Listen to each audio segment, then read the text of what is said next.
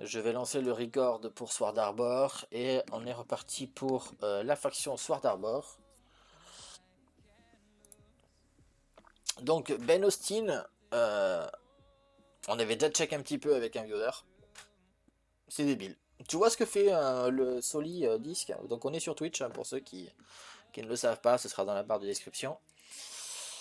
Ben Austin, il a un peu les mêmes effets que Soli, donc c'est pour ça que je pense que j'ai focus Ben Austin moi. Donc il tape aussi, voilà, hein, c'est lui il tape en attaque avec 30% de break def, et il tape avec l'allié qui a le plus d'attaque. Donc lui il n'a pas besoin de sélectionner le héros, il tape avec l'allié qui a le plus d'attaque. Son S2, il fait deux attaques sur tout le monde, avec 35% de chance de augmenter to increase the cooldown of the target boss active skill by un turn. D'augmenter l'active skill, d'augmenter le cooldown d'un tour. Son passif, c'est qu'il a 20% de chance de clean tous les contrôles effects de la team. Donc c'est pas mal. Et son ultime qui est très fort. Ça enlève tous les buffs de la cible. Ça lui met un res buff. Donc c'est un debuff de résistance. Ça clean tous les contrôles de tous tes alliés. Et après il prend tous les alliés et tu tapes la même cible avec. Donc ce que Soli fait, et on va le voir juste après, Soli il prend que un allié pour taper avec lui. Ben Austin il prend tous les alliés. Voilà. Et juste pour précision, si vous l'avez exclusif 3, quand vous utilisez ce fameux spell 3 et que vous ne tuez pas la cible, donc là on parle de boss de guild, ça reset le cooldown. Donc vous pouvez faire le S3 à tous les tours. Si tu ne tues pas la cible, ça reset le cooldown. Donc pour moi c'est l'une des meilleures unités du jeu pour le boss de guild. Pour détruire des boss, etc. Après, il faudra me donner votre avis, mais pour moi c'est l'un des meilleurs destructeurs de boss. Donc vraiment pas mal. Ensuite on a Xia. Xia qui est actuellement meilleur perso du jeu. Donc très gros mono-cible. Le S1, elle fait jusqu'à 300% de dégâts sur une cible et elle réduit le CD de concentration et de Broken Snow pour un tour. Donc concentration c'est son S2, Broken Snow c'est son CS3. Son S2 c'est quoi? Elle se met en position, elle gagne 40% de crit, elle gagne jusqu'à 110% de crit damage et elle est immunisée aux effets de contrôle grâce à concentration increase. Son passif, c'est qu'à chaque fois que Xia joue, elle a 60% de chance jusqu'à 100% de chance de poursuivre une cible qui a le moins d'HP, de lui faire 200% de dégâts. Donc à chaque fois qu'elle joue. À chaque fois qu'elle joue, elle fait ça. Et son ultime, c'est un gros 720% mono-cible. Voilà, c'est simple et précis. Vous la mettez en concentration, vous faites son S3, elle tue, terminé. Il n'y a pas de question. Et si vous l'avez exclusif, elle fait des dingueries. Vous pourrez le voir. Donc Soli, comme j'en parlais tout à l'heure, il protège un allié, ça lui donne du shield, l'allié en question va taper avec Soli sur la même cible, et Soli va provoquer et stun la cible également. Donc c'est un très bon combo, vous voyez, Ben Austin, Xia, Soli, déjà, vous êtes bien. Vous êtes très très bien. Ensuite on a Sigmund. Sigmund qui est un personnage qui est sur le HP Burning. Donc voilà, c'est un tank basé sur la défense et qui a 40% de chance de mettre du HP Burning. Donc le HP Burning, c'est des dégâts sur le boss en fonction de ses HP max. Donc pour un tank, c'est très bien. Donc là, pareil, 200% de dégâts, flige du Burning par 2 tours. Ça donne aux alliés un shield de 20%. D'ailleurs, je crois que je vais l'utiliser, je suis en train de le lire. Il a pas l'air dégueu. Chaque stack de HP Burning fait qu'il prend 3% de dégâts en plus. Sur les max HP, bien sûr. Donc c'est pas trop mal. Son passif, Sigmund prend des dégâts en moins si l'adversaire a le HP Burning. Et t'as une chance de counter. Donc c'est pas mal. Et son ultime, il fait du dégât à 200% sur tout le monde. Avec jusqu'à 100% de chance de mettre du burning. En vrai, je vais peut-être l'utiliser. Hein. Je suis en train de regarder, mais il va peut-être arriver dans mon équipe celui-là. Ensuite on a Luz. Luz qui fait des très gros dégâts, plus sur de l'AOE que sur de mono cibles, mais il fait des bons dégâts. Donc 200% sur la cible, et il peut faire de l'extra damage capé à 200% de l'attaque de l'use. Sinon, c'est 5% des HP max de la cible. Donc les 5% des HP max de la cible ne peuvent pas dépasser 200% de l'attaque de l'use. Pour ceux qui ne comprennent pas. Ensuite, ça fait 2 fois des dégâts sur un ennemi. Le premier fait 60% et réduit la cible de 60%. Et le deuxième coup fait 180%. Et c'est sûr de faire un crit. Donc il va taper une fois 60%, break def, 180% et c'est sûr de mettre un crit.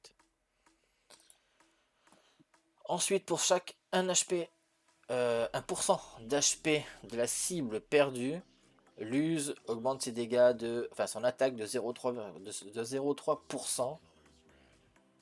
Attends, l'use current attaque à 0,3% de crit before. Ah non, j'ai mal compris. Pour chaque pourcent d'HP que la cible a perdu, il gagne plus de crit rate. C'est ça, il gagne plus de crit rate, moins il y a d'HP, plus il a de chance de crit. Et ensuite ici c'est 200% de dégâts sur tous les ennemis, plus extra damage capé à 300% de l'attaque de l'use, et c'est capé à 5% d'HP. Et t'as 50% de hit rate, ok c'est pas mal hein. Double extra damage, indice cap, ah ouais. Lui quand tu l'as exclu 3 il doit arracher la tête aussi hein. Melina, je crois que quelqu'un l'avait eu, sur le Twitch. Donc 200% de dégâts et se soigne et soigne aussi l'allié avec le moins d'HP de 25% des dégâts qu'elle fait. Donc elle tape et elle va soigner elle et un allié. Ensuite, ça augmente la résistance des alliés pendant 2 tours et ça restaure ses HP max, c'est pas mal. Oui, c'est ma mascotte, ça marche Mickey. Ensuite, elle va gagner des stacks de cavalerie. Pour chaque stack qu'elle a, elle augmente les dégâts directs de 2,2%, c'est stack à 20 fois. Donc 20 fois 2,2, on arrive jusqu'à du 3. 3 fois 20, on arrive sur du 60. Donc elle peut augmenter ses dégâts directs de 60%. Et son ultime, elle remove tous les attributs buff. Donc attributs c'est HP, def, vitesse, voilà, c'est les attributs, hein, c'est pas... c'est les stats principales, HP, def, speed, etc. Ensuite elle fait 220% de dégâts sur tous les ennemis. Moins il y a d'ennemis, plus ça fait de dégâts. Fewer, normalement c'est moins. Up jusqu'à 330%, donc 110% de dégâts en plus. Après ça, elle restaure les HP des alliés. Oh, elle est pas mal, hein, c'est un bon support DPS. Catherine. Et là, je pense qu'il va y avoir des gens qui vont être contents. Déjà d'une, c'est un perso free to play. Il va falloir juste jouer et avancer. Et c'est l'un des meilleurs supports du jeu, de toute façon. S1, elle fait des dégâts et elle met Feebleness 2. Feebleness 2, c'est un debuff qui fait que le boss va prendre 40% de dégâts en plus. Ensuite, elle donne Consolidation 2 à tous les alliés. Donc c'est 40% de tankiness en plus. Son passif, c'est que ça restaure tous les alliés à hauteur des HP max de Catherine, à chaque début de tour. Donc plus Catherine aura d'HP, plus la team va se faire heal. Et son ultime, c'est qu'elle donne un shield de 40% de ses HP max et counter attaque pendant 2 tours à tous les alliés. En gros, c'est Wim plus plus. Voilà, vous avez Wim ici, vous avez Catherine là-haut. Catherine est extrêmement forte. Et ensuite, il y a Yoko. Donc je pense que pas mal de monde la connaît. Yoko, elle a 2 phases. Elle a l'épée rouge et elle a l'épée bleue. Donc S1, voilà, c'est mono cible. S2, ça switch d'arme. Et elle rejoue directement. Donc vous faites le S2, vous switchez, vous faites le S3. Et quand vous le jouez dans cet ordre-là, quand vous passez de la bleue à la rouge, vous passez sur une arme qui fait 640% de dégâts et qui a 40% de plus de crit rate et 60% plus de crit damage. Si vous le faites dans l'autre sens, que vous êtes rouge et que vous passez bleu, hop, on re-switch, et là on passe en bleu. Cette fois, il y a autant de dégâts, sauf d'effets bonus, mais à la place, elle va gagner un shield de 20% de ses HP max et 30% en plus de leash sur son sort. C'est un peu un perso qui va s'auto-suffire. Vous êtes dans la merde, vous êtes en bleu, vous voulez faire très mal, vous switchez en rouge et vous tapez avec ça. Voilà, le perso marche comme ça. Ensuite, on va passer sur Justy. Justy, mono-cible sur le S1 avec de la perce armure. Le S2, il augmente l'attaque de 20% des alliés et il rejoue. Et son S3, il fait 240% de dégâts. Ce sort a 30% de crit damage en plus. Et s'il tue avec ce sort, il va relancer le sort. Donc ça peut être un petit perso sympathique. Mais après, je l'ai jamais trop joué, donc je peux pas vous en dire plus. Verto, c'est rapide, c'est un support. Il buff tous les alliés de 40%. À côté de ça, je le trouve pas si ouf que ça. Juste pour son buff de 40%, mais après je lui en trouve aucun intérêt. Capello, il provoque sur le S1, il donne consolidation 1 aux alliés, consolidation 2 pour lui, donc de la tankiness, et il stun sur le S3. Donc voilà, c'est un perso support tank qui va contrôler les adversaires. Oboro, vous l'avez gratuitement à partir du jour 2. Ça peut être un des épiques qui peut vous carry un petit moment. Je sais que sur la bêta, il y en a certains qui l'avaient monté qui s'en sont sortis. Jusqu'à un seuil, parce qu'au bout d'un moment, il tient plus debout. Donc mono cible, il met la faiblesse pour faire plus de dégâts. Et son ultime, il tape 3 fois 220%, mais random. Si vous avez 5 adversaires, ça va faire 3 attaques au pif. Si vous avez qu'un seul boss à péter, ça va faire 3 attaques sur la même cible. Donc c'est plus fort quand il n'y a qu'une seule cible. Et ça peut être un très bon mono cible. Christian, perso du départ, pour l'avoir testé en A5, bon, mono cible on s'en fout un petit peu, même s'il y a quand même une petite chance de stun. Son S2 c'est un bouclier à 20% de CHP max pour tous les alliés, donc c'est pas mal, c'est un bon sort de support. Et son ultime c'est juste une AOE basique de 300% sur tous les ennemis. Et son passif, ce qui est bien, c'est que quand il prend des dégâts directs, donc pas une AOE mais des dégâts directs sur lui, il a 16%, dans 40% de chance de réduire de 1 le sort ultime. Donc si vous le jouez tout seul, il peut réduire en permanence son sort ultime et balancer que des ultimes. C'est pas un mauvais héros en soi.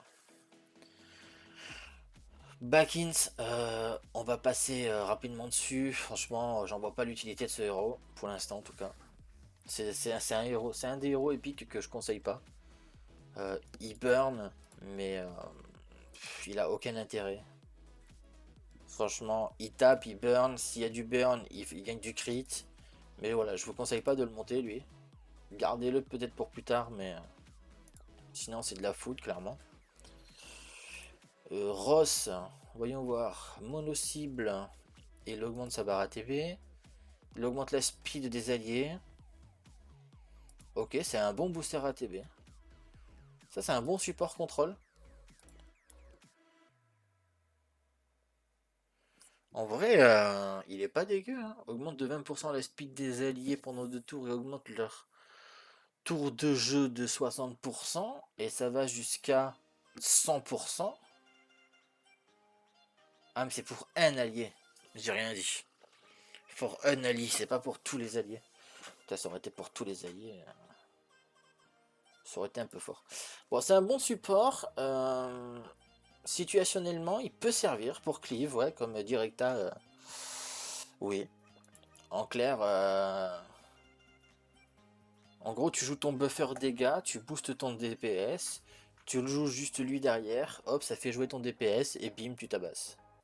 Donc oui, c'est faisable. Et on a terminé avec cette faction. Donc voilà, hop, on va cut tout ça et on va faire les ajustements, etc. Donc pour cette faction, c'est fait.